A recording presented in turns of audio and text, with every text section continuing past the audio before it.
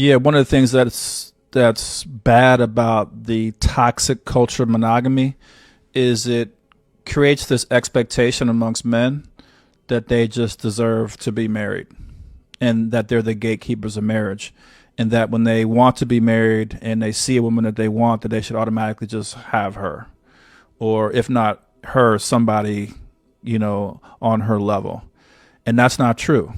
But again, where does that expectation come from? Why do men believe that they deserve marriage and that women should be functioning a very particular way with them and just submitting to them regardless of them showing leadership skills or not? Like, where does that belief come from? The belief comes from toxic monogamous culture where men are given the keys to the gate of marriage, and therefore they get to set these expectations for what marriage looks like.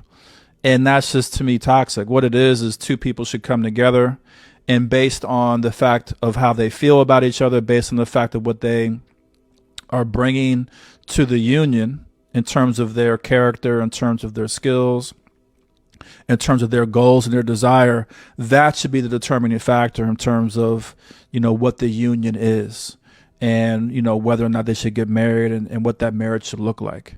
And so the toxicity within, monogamous culture has just made men feel too entitled when it comes to marriage and when it comes to women. The reality is, now that women are empowered to make choices and they're not forced to get married because they don't have access to bank accounts and they don't have access to, jobs and education, you've got to enter a union based on your own merit. So now women need to actually like you as a man. And a lot of men are having a hard time adjusting to that.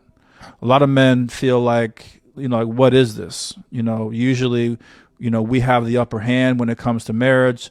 Women are seeking men, and they're getting with men, even when they don't have a real genuine love for them, a sincere love for them.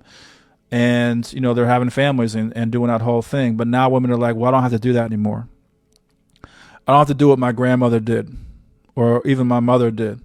Now I get to look around and choose a man I want to be with. Now, a lot of women are having a hard time too, because they feel like they should get the fantasy of what Disney has sold us that marriage is supposed to be. And so they think they should get this knight in shining armor and all these things without having to be the vibrational match for that particular man. But